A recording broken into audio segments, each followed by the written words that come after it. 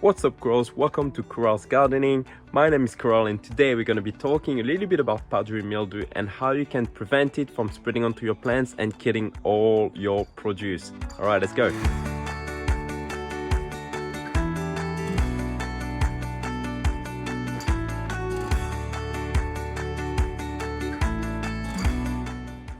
So this is now late spring here in Melbourne, and we're about to go into summer. So this is where things start to get really interesting into garden. This is when you start to get a lot more growth on your plants, and this is where you get a little bit excited, right? Because your produces are going to start to really grow and you'll be able to see those changes on your plants. And some of those changes may not be changes that you like to see, just like powdery mildew that we can see here. So here we got some snow peas that I got growing here. Now, powdery mildew it's a disease that you got on your plants, right? So it basically affect your plants. It can affect the leaves, just like we got here, and it can also affect the stems of your plant if you got softwood here. And that applies to various different families of plants. It applies to roses, can get affected by powdery mildew. The nightshades, like your tomatoes, eggplant, and it may also affect your potatoes, right, which is in the nightshade family, but it would also affect your cucumber family. So here we got some snow peas growing, and you can see on the leaf I do have a lot of powdery mildew. So what this powdery mildew is, you're actually going to start looking on your plants like some dust has been thrown on it, right? And it starts to cover all your leaves just like you got here. Now, this often happens because there's not enough air circulation.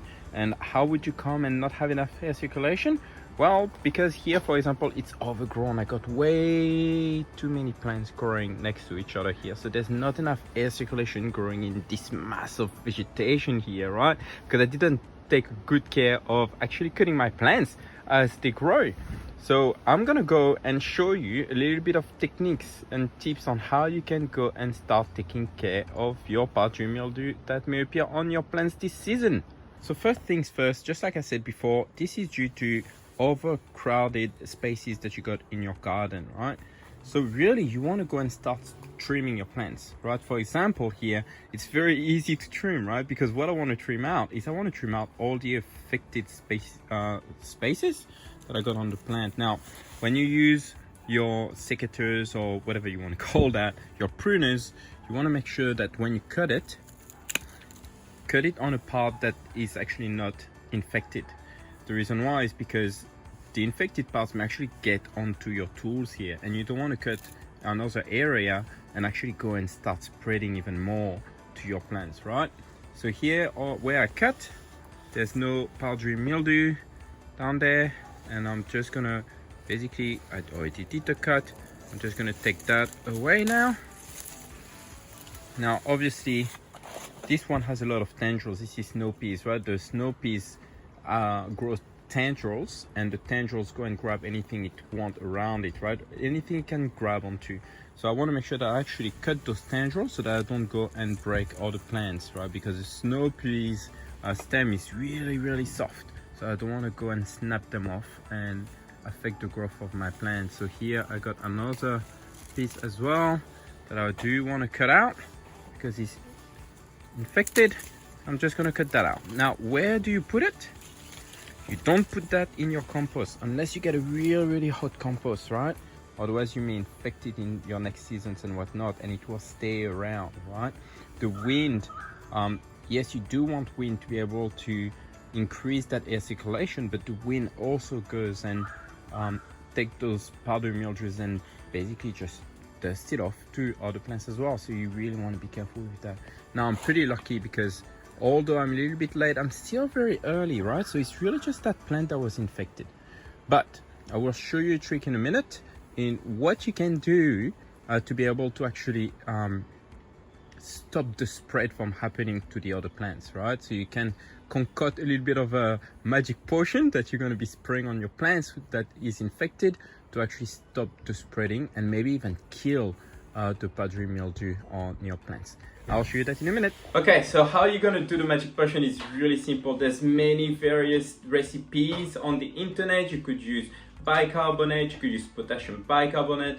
For me, I'm gonna use milk, which is also another way that you can do that magic potion, and some water, right? So all you're gonna need some milk that you can buy at any shops. That's why I use the milk method, because it's very easy for me to acquire it, and some water, which is just out of my tap.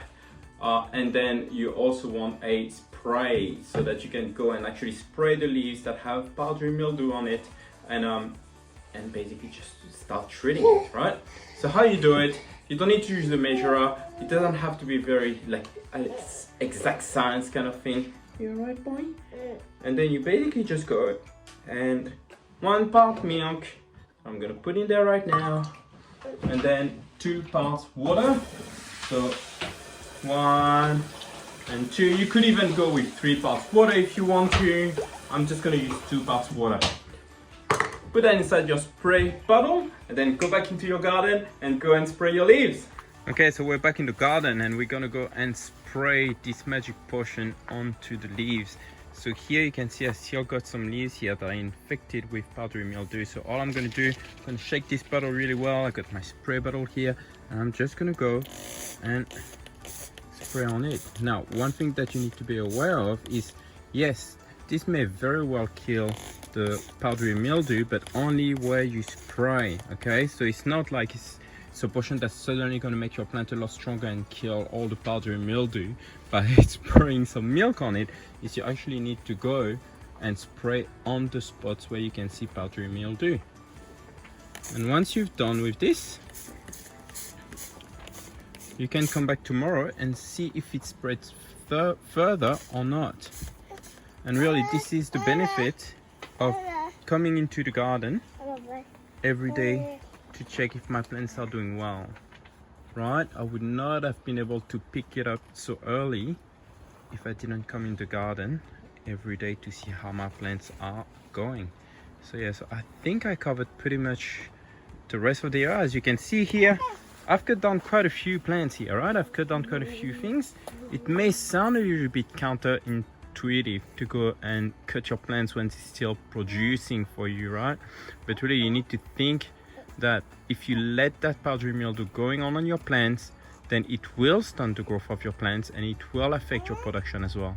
So really cutting it off to give it a little bit more air circulation to prevent the powdery mildew to spread even more, and then spraying this spray on top, this magic potion on top, really is going to help you just continuing the growth of the plant and giving you a little bit more production before it dies, because this snow pea is pretty much at maturity now and is probably going to start slowing down its production anyway.